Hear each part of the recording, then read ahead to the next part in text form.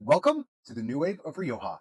And honestly, this is in a really exciting category, an area that you might not entirely expect it from. Now, look, Rioja is one of Spain's most famous areas with wines going well back into the 1800s. Traditional Riojas are well known for their oak aging and Tempranillo, elegance, refinement. But over the last 20 to 30 years, there's a wave of producers coming and saying, we can do something different. We want to do something different. And now we're going to kick it all off with the 2022 Alvaro Lotza. Now, it's really cool because I actually haven't had this producer, and some of these are kind of new for me.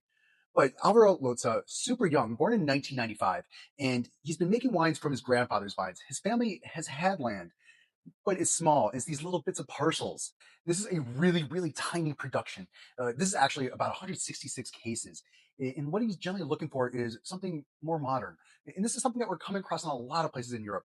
Gentle extractions, really going for an upper register sort of point of view.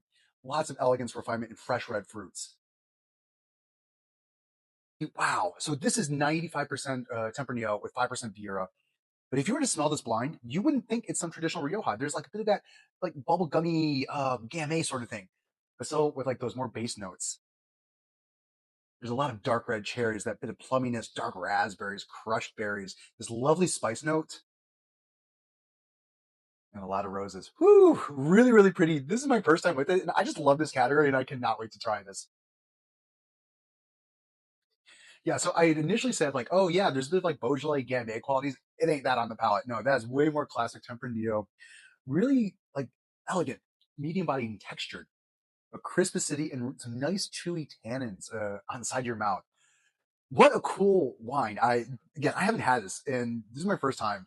Really excited though. That's something that I really hope you guys look for, and people search out. Completely different interpretation of Tempranillo than you've ever had, but one day I think you really should have. And our second wine is the 2021 Ahari. I'm not even going to try to pronounce the winemaker's name. I'm just going to put it right down there. But this is from Rioja Alavesa. And again, this like really to me gets into what this sort of new wave or avant-garde of Rioja is about. They're looking at small plots and really bringing out these individual areas to emphasize how special they are. Rioja generally in the past has had a lot of co-ops, big productions of growers, but what's happened is like these producers are searching out growers that maybe don't want to sell their wines to the big guys anymore. They want to do something different.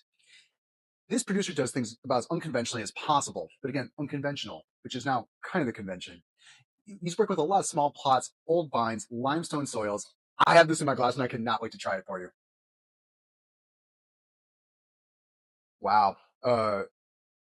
So the first one with that Alvaro Lotza, a little more bubblegummy. This is very Tempranillo. It doesn't go with the Crianza or Gran Reserva Reserva labelings. But this is something where when you've had a lot of Tempranillo before, or if you're getting into it, very familiar. But it is also, again, different. It has that sort of freshness that you want from this new wave that you're finding. A lot of dark red fruits, dark red cherries, raspberries, this sort of licorice and spice. And searching, wow, I just want to get lost in this nose, but hey, I do have to make a video. So it is really cool though. Cannot wait to taste this. Those tannins are really fine, uh, but they're there. Still young.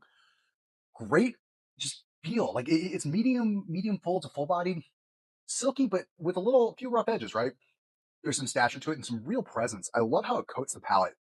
Um, this is just wonderful. And look, a lot of these wines, quite frankly, are under 50, $60. Some even under 40. So it's really cool that you're getting this like new wave or an avant-garde of Rioja, but it's also really affordable and something you can easily search out.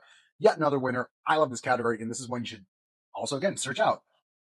And now we're getting into our 2K, which is one of the sort of seminal producers in this new wave style of Rioja. Arturo Miguel is a second generation winemaker who converted to organic in the early 2000s. So he's been around for a while, uses old oak barrels for everything. And his whole thing is to return Rioja back to the growers. It's not so much about production as it is about finding the growers, searching out the ones that work for him and what he wants. And I'm going to get right into this in the glass for you guys.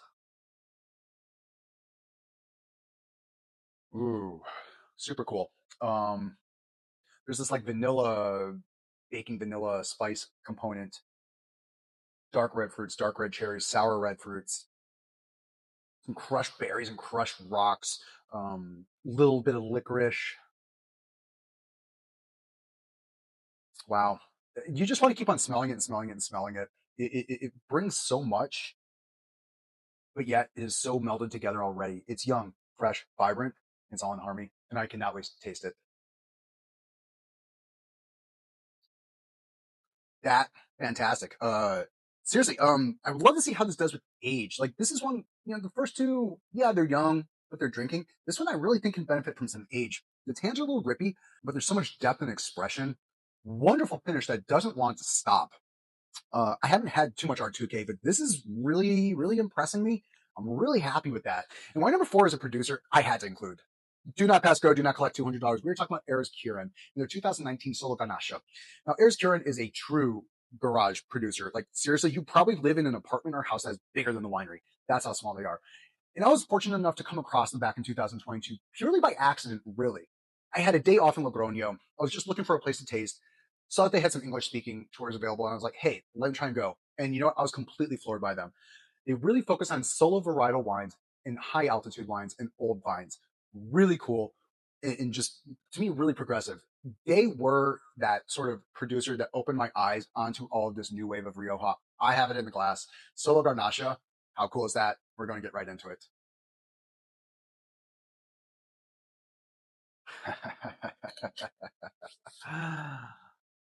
The quality of Grenache coming out of Spain these days is just bonkers. And this is one of those wines. It is dark, searching, with a bit of like dark red cherries, sour red fruits. This just sort of like searching quality. This quality that makes you really sit and ponder. Violets, some crushed berries, crushed rocks, that little bit of licorice. It is beautiful. I have not really had a type of Grenache like this. It's aged in amphora. It is, wow. I'm really impressed and I cannot wait to taste it. And if you want the new wave of Rioja summed up in one bottle or just producer, Eris Currency is that. That is fan friggin' tastic. Holy cow. You gotta check it out. The source brings them in the United States. They're wonderful. That is beautiful. And our final wine number five, is a producer that was really that shot off the bow for this entire just theory of Rioja. We're talking about Abel Mendoza, and we have the Graciano Agrano. Now, this is a producer that back in 1988 just opened up and really focused on viticulture and focused on new ways of winemaking. Everything is focused on the vineyard, and to the point that they actually, to make this, they make three passes on the vines. They want to get the perfect berries for you. This bottling itself has been around since like 2003 or so, in which they broke down Graciano and Tempranillo separately to make their own wines. I have that in my glass, and I cannot wait to taste it for you. Really dust, like there's just like crushed rock, like dustiness, licorice, some black cherries. It's really, really cool. There's like chocolate dust that I'm really, really digging. Wow. Yeah, that's like, to me, this is just a wine I want to sit and smell like for a while. It's just really, really sexy. That's got some stature and presence. There's some power behind it, but with a level of refinement that I'm really digging. That dark and searching quality that I noted on the nose, that's totally there on the palate, and it continues through. Great gripping tannins, lovely acidity, wonderful finish. Wow, seriously, I'm a big fan of this just entire category. Really, I've really grown to love Rioja, and I really hope you guys check these out. If you think you know Rioja, check these out because it's going to flip it on your head.